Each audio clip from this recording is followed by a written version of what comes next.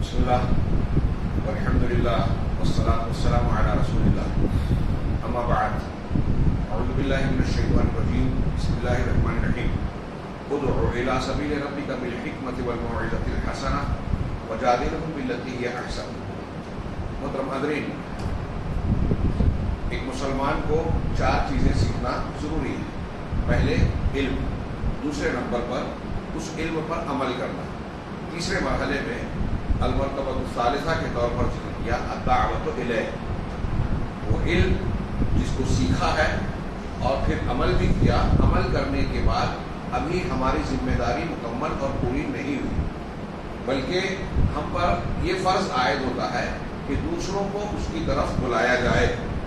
چنانچہ اسی میں اس کی سلامتی ہے کہ جس علم کو حاصل کیا ہے اس کی دعوت دے اور لوگوں کو اس کی تعلیم دے۔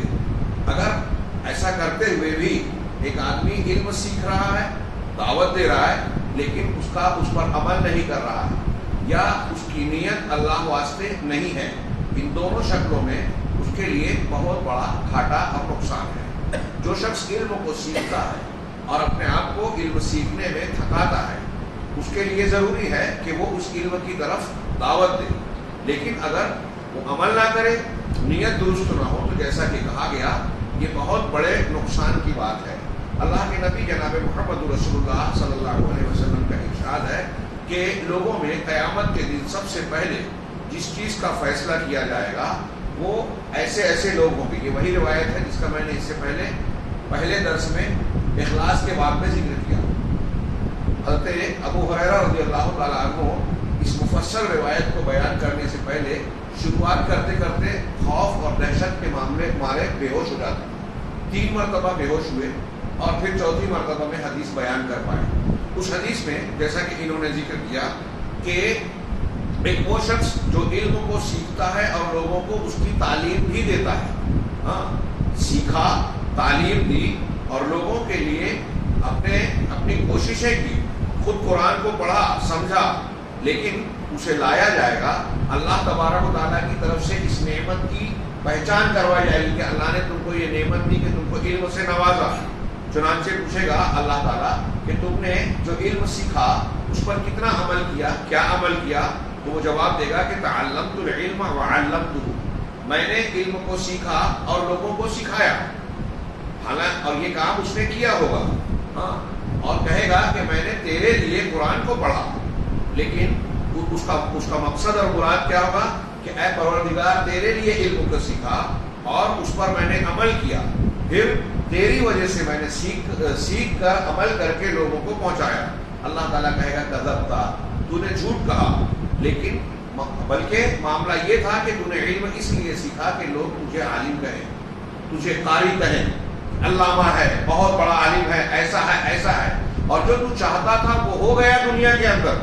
فقد قیل ثم امر بہ، پھر حکم دیا جائے گا اور اسے اس کے چہرے کے بل کھینچ کر جہنم میں ڈال دیا جائے گا۔ اس حدیث میں اخلاص کی بھی بات ہے اور اس بات کا بھی ذکر ہے کہ علم کے سیکھنے کے ساتھ ساتھ آدمی سے اللہ تعالیٰ سوال کی کرے گا کہ اس علم کا حق ادا کیا یا نہیں۔ یہاں شیخ روحیلی کی تفسیر کو بہت تھوڑی سی بچی ہے، بیان کرنے سے پہلے میں ایک بات کا تذکرہ کرنا چاہتا ہوں تو شاید بعد میں بھی آئے سورہ عصر کا بیان کرتے ہوئے کہ ہم میں سے ہر شخص وَلْتَكُن مِّنكُمْ أُمَّةٌ يَدْعُونَ إِلَى الْخَيْرِ، اور ایک آیت جو اللہ نے فرمایا كُنتُمْ خَيْرَ أُمَّةٍ أُخْرِجَتْ لِلنَّاسِ، تم بہترین امت ہو جسے لوگوں کے لیے برپا کیا گیا ہے، تأمرون بالمعروف وتنہون عن المنکر، تم نیکی کا حکم دیتے ہو اور برائی سے روکتے ہو، وتؤمنون باللہ، اور اللہ پر ایمان رکھتے ہو۔ ان آیتوں اور ایسی کئی دلیلوں کی بنیاد پر اہل علم کا کہنا ہے کہ ہر مسلمان جتنا علم رکھتا ہے اس علم کے مطابق، اس کی اپنی طاقت کے مطابق اس پر یہ فرض عائد ہوتا ہے کہ لوگوں کو اس علم کی طرف دعوت دے، لوگوں کو تعلیم دے۔ عوام میں اگر ایک عالم ہے تو وہ عمومی طور سے دے گا، ایک عالم نہیں ہے تو اس کا جو حلقہ اثر ہے، اللہ کے رسول صلی اللہ علیہ وسلم کی وہ حدیث ہم بار بار سنتے ہیں، بیان کرتے ہیں، بلغوا عنی ولو آیا، میری طرف سے چاہے ایک آیت تمہیں معلوم ہو لوگوں تک پہنچاؤ۔ وہ حدیث بھی سنتے ہیں کہ من رأى منکم منکرا فلیغیرہ بیدہ، تم میں سے جو بھی منکر اور غلط کام کو دیکھے وہ اپنے ہاتھ سے روکے۔ یہ قاضی اور حاکم کا کام ہے ہاتھ سے روکنا، طاقت سے روکنا، جس کے پاس اختیار ہے، قوت ہے. عام آدمی یہ نہیں کر سکتا. اور اگر اس کی طاقت نہیں ہے، عام آدمی کو اس کی طاقت نہیں ہے، تو فبلسان ہی اپنی زبان سے اس کو بدلنے کی، اس کی اصلاح کی کوشش کرے. آپ ہاتھ کی طاقت نہیں رکھتے تو لوگوں کے زبان سے سمجھائیں، بجھائیں، دعوت و تبلیغ کا کام کریں. اور اگر اس کی بھی طاقت نہیں ہے تو دل سے برا جانے، نفرت کا اظہار کریں. اس کے بعد ایمان کا رائی کے دانے کے برابر بھی حصہ نہیں ہے، جیسا کہ بہت مشہور حدیث ہے. آپ سوچئے، اس میں اللہ تعالیٰ نے علماء کو نہیں کہا صرف، بلکہ جو بھی مسلمان ہے اور وہ جانتا ہے کہ یہ منکر ہے، غلط بات ہے، اس کے سامنے ہو رہی ہے تو اسے روکے. اب وہ ایک تو حاکم کا کام ہے، ایک اگر آپ گھر میں ہیں، آپ کے گھر میں آپ کا بچہ یا بچی غلط کام کر رہے ہیں، نماز نہیں پڑھ رہے ہیں، تو آپ کا فرض ہے، اللہ تعالیٰ کی طرف سے عائد کردہ یہ ذمہ داری ہے کہ آپ اس پر سختی کریں. جو اختیار آپ رکھتے ہیں اس اختیار کو شریعت کے دائرے میں استعمال کریں.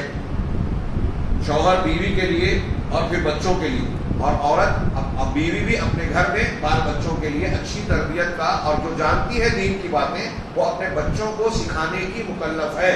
یہاں یہ بات بھی بیان کر دوں کہ امر بالمعروف نہی عن المنکر یا دعوت دینے کا کام، اصلاح کا کام، تعلیم کا کام جس طرح مردوں پر فرض ہے، خواتین پر بھی فرض ہے.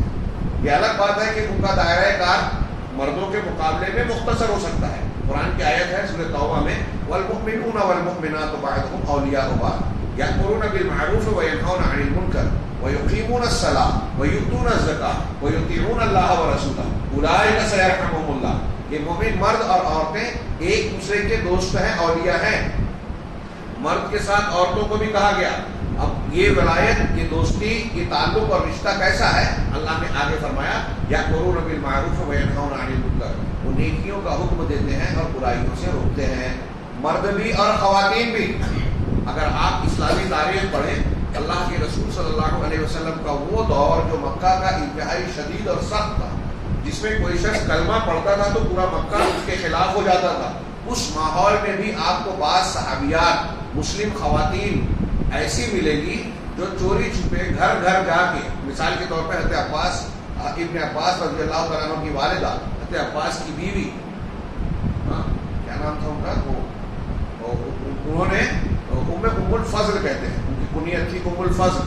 وہ گھر گھر جاتی تھی، گھر میں داخل ہوتی تھی مشرکین کے گھروں میں، اور عورتوں اور خواتین میں اسلام اور توحید کی دعوت دیتی تھی. ایک زنیرہ اور ایسے بعض صحابیات ہیں، یہ بھی یہ کام کرتی تھی. ان میں سے ایک پکڑی گئی غالباً حضرت زنیرہ. ان کو مکہ والوں نے قیدی بنایا، بندی بنایا، بھوکا پیاسا رکھا، دھوپ میں باندھ کر، درخت سے باندھ کر رکھا، سخت تکلیفیں دی. تو مومنہ خواتین نے، یہ میں ایک دو مثال دے رہا ہوں، پوری تاریخ میں ایسی بہت سی ملے گی آپ کو. بہت ساری خواتین ایسی ملے گی جنہوں نے محدثین کی حیثیت سے حدیثیں سیکھی، بیان کی، لوگوں کو تعلیم دی. علامہ ابن عساکر، جنہوں نے تاریخ ابن عساکر لکھی ہے 80 جلدوں میں، 80 ویلومز ہیں اس کے، انہوں نے بتایا ان کے اساتذہ میں 80 سے زیادہ وہ محدثات ہیں، یعنی عورتیں ہیں جنہوں نے ان کو تعلیم دی. حضرت سعید بن مسیب رحمہ اللہ کا واقعہ، سید التابعین پڑھتے ہیں نا، ان کی بیوی، ان کی بیٹی، خلیفہ کے بیٹے کا رشتہ آیا، انہوں نے نہیں کیا. ایک شاگرد جس کے بیوی کا انتقال ہوا، 2-3 دن غیر حاضر تھا، آیا، پوچھا کیا بات ہے، تم غیر حاضر تھے؟ کہا ایسا ایسا معاملہ ہوا تھا، گھر میں میت ہو گئی تھی، بیوی کا انتقال ہو گیا. کہا اچھا، میری بیٹی سے شادی کرو گے؟ کہا یہ تو بڑی خوش قسمتی کی بات ہوگی، لیکن میرے گھر کچھ بھی نہیں ہے. کہا کوئی ضرورت نہیں، تیار ہو. بیٹی سے پوچھا، وہی نکاح پڑھایا، اور بعد میں اسی رات میں رخصت کر دیا. صبح ہوئی، شوہر جانے لگے، بیوی نے پوچھا کہ کہاں جا رہے ہو؟ کہا تمہارے والد صاحب کی درسگاہ میں جا رہا ہوں حدیث پڑھنے کے. کہا میرے ابا کی جتنی حدیثیں ہیں میں تم کو پڑھا سکتا ہوں. بڑی اچھی بات ہے. تو اس نے تعلیم دی، بیوی شوہر کی معلمہ بن گئی، استاذ بن گئی. اگر علم والی ہے خاتون تو وہ کہتے ہیں حضرت سعید بن مسیب کے داماد کہ میں نے اپنی زندگی میں حضرت سعید بن مسیب کی بیٹی جو میری بیوی بن گئی، اس سے زیادہ خوبصورت، بااخلاق، دیندار اور علم والی لڑکی نہیں دیکھی. تو خواتین بھی اپنے دائرۂ کار میں، اپنے دائرۂ عمل میں دعوت کا، اصلاح کا، تربیت کا، تعلیم کا کام انجام دے سکتی ہیں. اور یہ ایک مسلمان کا فریضہ ہے. اگر یہ ذمہ داری تمام مسلمان اٹھانے لگے، ہم اور آپ، ہماری بچیاں، ہماری خواتین، تو سوچئے گھر گھر کی اصلاح ہوگی. ایک ماں، ہمارے یہاں پرانے زمانے کی ایسی بوڑھی اور ایسی عورتیں ہوتی تھیں کہ بچوں کو پابند بناتی تھی کہ اگر تم نے ظہر کی نماز نہیں پڑھی تو دوپہر کا کھانا نہیں ملے گا، فجر نہیں پڑھی تو ناشتہ نہیں ملے گا، مغرب اور عشاء نہیں پڑھی تو شام کا کھانا نہیں ملے گا. نتیجے میں بچہ نماز کا انتہائی سخت پابند ہوتا تھا، وقت کا پابند ہوتا تھا. پڑھی لکھی خواتین شرک کرنے والے گھر میں پہنچ گئی تو وہاں ان کو شرک سے توبہ کرا دیا، ان کو اصلاح کے راستے پر ڈال دیا. بہرحال مختصر یہ کہ یہ دعوت کا کام، علم اور عمل کے بعد تیسرا اسٹیپ جو سیکھنا ہے ہم کو اور آپ کو، وہ دعوت کا کام ہے. یہ تینوں چیزیں ساتھ ہونا چاہیے، علم، عمل اور جو کچھ انسان نے سیکھا ہے اس پر اس کی طرف دعوت دینا. اور اللہ کے لیے اخلاص بھی عمل میں شامل ہے، جو ابھی ہم نے حدیث پڑھی اس میں پڑھا. چنانچہ جب یہ عظیم ارکان یعنی علم، عمل اور علم کی طرف دعوت دینا اللہ کے اخلاص کے ساتھ، خالص اللہ کے لیے، جب یہ مکمل ہو جائے گا تو انسان کے لیے بہت اعلیٰ اور اونچا مقام طے ہو جائے گا، اس کا مقام بلند ہو جائے گا. اور قول کے اعتبار سے، عمل کے اعتبار سے ایسا انسان سب سے بہتر انسان بنے گا. ومن احسن قولا ممن دعا الی اللہ وعمل صالحا وقال اننی من المسلمین. شخص سے زیادہ اچھی بات والا کون ہو سکتا ہے جو اللہ کی طرف دعوت دے، اچھا عمل کرے اور کہے کہ میں مومنین میں سے ہوں. تو یہ سب سے اچھی حالت والا، سب سے اچھا قول والا ہو جائے گا، اور انجام اور نتیجے کے اعتبار سے وہ لوگوں میں سب سے عظیم ہوگا. چنانچہ دنیا اور آخرت میں ایسا انسان بلندی حاصل کرے گا. ہم اور آپ چاہتے ہیں بلندی حاصل کرنا، تو یہ چیز سیکھنا ضروری ہے. اور ان چیزوں کو نہیں سیکھا یا ان چیزوں کو عمل نہیں کیا تو دین کا کوئی نقصان نہیں ہوگا. اللہ اپنے دین کا کام لے لے گا، ہمارا اپنا نقصان ہوگا، ہم پستی میں جائیں گے. چنانچہ علم کی طرف دعوت دینا یہ بہت اونچے مرتبے کی بات ہے، لیکن عمل کے بعد. اور اس کا کچھ تفصیلی بیان سورہ عصر کے ضمن میں بعض باتوں کا تذکرہ ہم ذکر کریں گے اور اس کی ترتیب کا بھی ذکر کریں گے. یہ شیخ نے کہا اور کہتے ہیں کہ اللہ تعالیٰ کی طرف دعوت دینا یہ نبوت کے مراتب میں سے ایک مرتبہ ہے. نبیوں کا کام ہے، پیغمبروں کا کام ہے اللہ کی طرف دعوت دینا، اور بہت اونچی بات ہے. یہ کام مشکل بھی ہے، سب سے مشکل کام انبیاء کرتے تھے. لوگوں کی ذہن سازی، لوگوں کو دین اور سچائی سکھانا. ہم کترا کے بھاگ جاتے ہیں کہ کون جھنجھٹ میں پڑے، لیکن یہ ہمارا فریضہ ہے. نوح علیہ السلام نے 950 سال دعوت دی، چند لوگ ایمان لائے. ضروری نہیں ہے کہ آپ اور ہم محنت کریں تو جیسا ہم چاہتے ہیں ویسا نتیجہ. آپ نے، ہم نے محنت کر لی، اللہ تعالیٰ کے یہاں ہم بچ جائیں گے. سامنے والا مانتا ہے یا نہیں مانتا ہے یہ اس کا معاملہ ہے اور اللہ کی توفیق کا معاملہ ہے. تو یہ نبیوں کا کام ہے اور بہت اونچے مقام کی بات ہے. اللہ عز و جل نے اس کی تعلیم دیتے ہوئے اپنے نبی کو خطاب کر کے کہا ادعو الی سبیل ربک بالحکمہ. آپ اپنے رب کے راستے کی طرف دعوت دیجیے. یہ بھی ایک بات دھیان رکھیے کہ کس کی طرف دعوت دینا ہے، رب کے راستے کی طرف. فلاں بزرگ، فلاں دانشور، فلاں صاحب اور فلاں شخصیت، ان کی ڈائری، ان کا فلسفہ، ان کی طرف دعوت نہیں دینا ہے، رب کے راستے کی طرف دینا ہے. رب کا راستہ کیا ہے؟ قرآن و حدیث. اور یہ جب ہم پہلے علم سیکھیں گے، علم کے بعد عمل کریں گے تو رب کے راستے کی طرف ہی بلائیں گے. تو رب کے راستے کی طرف بلاؤ. کیسے بلانا ہے؟ بالحکمہ، حکمت کے ذریعے. والموعظۃ الحسنہ، اچھی نصیحت کے ذریعے. وجادلہم باللتی ہی احسن، یہ 3 اسٹیپ ہے. اور ان سے اس طریقے پر لڑائی کیجیے، جدال کیجیے جو اچھا اور بہترین ہے. یہ تینوں کی تفصیل آگے آ رہی ہے، اسی پر آج کا درس ختم ہوگا انشاءاللہ. یہ دعوت کے طرق طریقے ہیں اور اس پر تعلیم انشاءاللہ عز و جل آگے آئے گی. فلا بد فی الدعوۃ من الحکمہ. لیکن سب سے پہلی بات یہاں اختصار سے کہیں کہ دعوت میں حکمت کا ہونا ضروری ہے. حکمت کسے کہتے ہیں؟ یہ بصیرت ہے جو علم پر مبنی ہوتی ہے. اور فإنه لا يكون عند الإنسان حکمہ، اور انسان کے پاس حکمت اسی وقت ہوگی جب اس کے پاس علم ہوگا. چنانچہ سب سے پہلی چیز ہے کہ علم ہو. تو یہاں گویا مطلب یہ ہوا کہ دعوت حکمت سے دینا ہے، مطلب دلیل سے دینا ہے، علم سے دینا ہے. اب حکمت و دانائی میں بہت ساری چیزیں آتی ہیں کہ آپ مخاطب سے جب بات کر رہے ہیں تو کیسے بات کریں.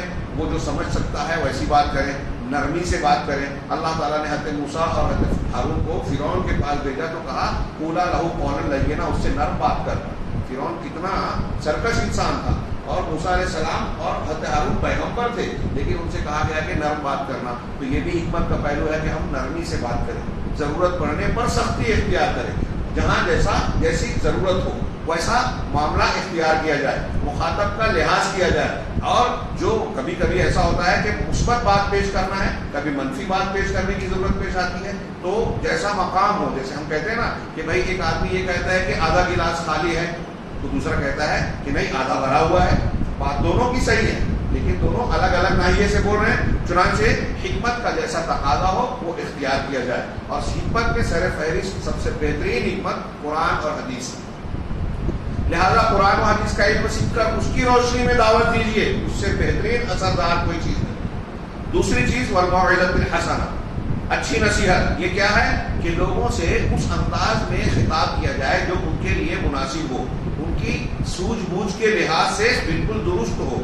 لوگ سوجھ بوجھ میں الگ الگ ہیں، ہر ایک کا ذہن اور ذہنی سطح الگ ہوتی ہے. تو جس کی جیسی سطح ہے اس کے اعتبار سے بات کیا جائے، جس کا جیسا مزاج ہے اور اس کے لیے ضرورت ہے اس انداز میں ہم دعوت دیں. تو اس میں کچھ لوگ ایسے ہوتے ہیں کہ جن کو آپ وعدے بتائیں، جنت اور جنت کی نعمتوں کا ذکر کر رہے ہیں کہ اللہ تعالیٰ نے نیکی کرنے کا یہ وعدہ کیا ہے، یہ اجر و ثواب بتایا ہے، یہ نعمت اور انعام ملے گا. تو کچھ لوگوں کو وعدہ بتا دیے کافی ہے. صحابہ کرام کے سامنے اللہ تعالیٰ اللہ کے رسول کہتے تھے یہ کام کرو گے جنت ملے گی، اس کے لیے جان کی بازی لگا دیتے تھے. ہاں، اس کے بالمقابل کچھ ایسے ہوتے ہیں جن کے لیے وعدے سے زیادہ مؤثر وعید ہوتی ہے، دھمکی، کہ اگر تم نے برا کام کیا تو اللہ تبارک و تعالیٰ پکڑے گا، جہنم کا سخت ترین عذاب دے گا اور ایسی ایسی سزائیں ملے گی. تو اس سے انسان کا دل چھچڑتا ہے، دہلتا ہے. تو کسی کو ایسے دہلانے کی ضرورت پیش آتی ہے. دیکھیے قرآن کا یہ طریقہ ہے، جنت کے اور انعامات کا بھی ذکر کیا اور جہنم کی ہولناکیوں اور سزاؤں کا بھی ذکر کیا.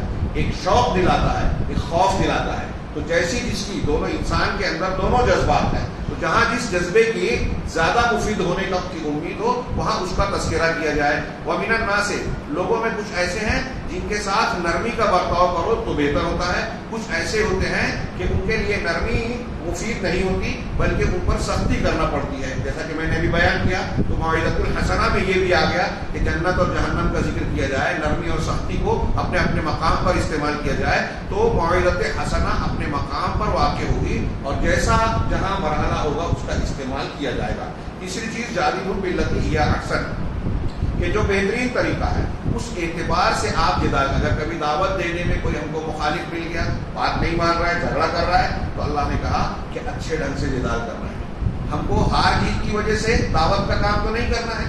ہار جیت کے مقصد نہیں ہے کہ ہم اس کو شکست دیں، ہماری انا کو تسکین ملے، ہم جیت گئے، یہ واضح ہو جیسا کہ بہت سارے لوگ کرتے ہیں. جی نہیں، آپ کو اللہ کا پیغام سنانا ہے. اب ایک آدمی اگر ضد کر رہا ہے، اناد اور ہٹ دھرمی پر ہے، تو آپ اچھے ڈھنگ سے اس کو سمجھائیں، جدال کریں. جدال مطلب احسن طریقے سے کیا ہے، دلیل دیں، سمجھائیں کہ دیکھو آپ کی بات درست نہیں ہے. جھگڑا، لڑائی اور اس طرح کا انداز جس میں اختلاف کی شدت پیدا ہو وہ طریقہ اختیار نہ کریں. چنانچہ سب سے پہلے یہ ضروری ہے کہ ہم دعوت میں اللہ کی طرف بلانے میں مجادلہ کریں تو احسن طریقے سے کریں. اور یہ احسن طریقہ یہ قرآن اور حدیث کے علم سے ماخوذ ہوتا ہے. اس کی مثالیں انبیاء کرام کی زندگیوں میں موجود ہے جو اللہ تعالیٰ نے ہمیں قرآن میں بطور مثال بیان کی. بعض علماء نے حکمت، موعظت اور جدال احسن کے اور بھی کئی پہلو بیان کیے ہیں کہ حکمت اس شخص کے لیے اختیار کی جائے جو خالی دماغ ہے، آپ نے اس کو سمجھا دیا، مان گیا.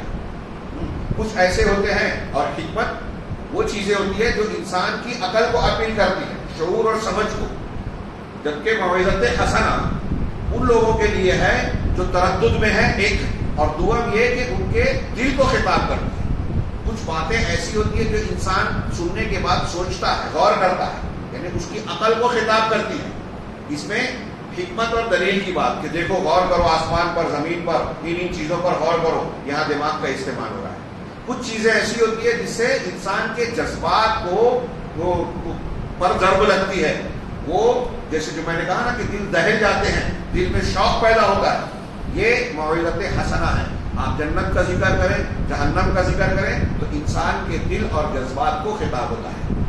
تو حکمت وہ باتیں ہیں جو انسان کی عقل کو اپیل کرے، اور موعظت حسنہ وہ باتیں ہیں جو انسان کے دل کو اور جذبات کو ہلا دے. اور جدال بالاحسن وہ شخص جو انسان حقائق کو اور دلائل کو جاننے کے بعد انکار کر رہا ہے، مخالفت کر رہا ہے، تو وہاں آپ دلائل سے مباحثہ کر کے احسن طریقے سے اس کے سامنے حق کو بیان کریں اور اس کے باطل کا رد کریں، جو قرآن و حدیث کا طریقہ ہے۔ یہ جو باتیں ہیں کہ ان چیزوں پر اس سے متعلق جو عظیم خصوصیات ہیں اس کا بیان انشاءاللہ آئندہ آئے گا، اور دعوت کی شروط کو بھی ہم بیان کریں گے۔ یہ تیسری چیز جو ہم کو سیکھنا ضروری ہے۔ چوتھی چیز جو یہاں بیان کی، چوتھی چیز ہے کہ اس سلسلے میں اگر تکلیف آتی ہے تو اس پر صبر کیا جائے۔ انشاءاللہ کل ہم اس کی کچھ تفصیل جانیں گے، اور یہ بہت اہم چیز ہے۔ صبر انسان کی زندگی میں ہر مرحلے پر، آپ کو گھر میں، باہر، کاروبار میں اور عبادات میں، دعوت کے کام میں، ہر جگہ صبر کی ضرورت ہے۔ انشاءاللہ ہم اس کی تفصیل کل پڑھیں گے۔ اللہ تعالیٰ ہمیں دین سیکھنے اور اس پر عمل کرنے کی توفیق دے۔ وآخر دعوانا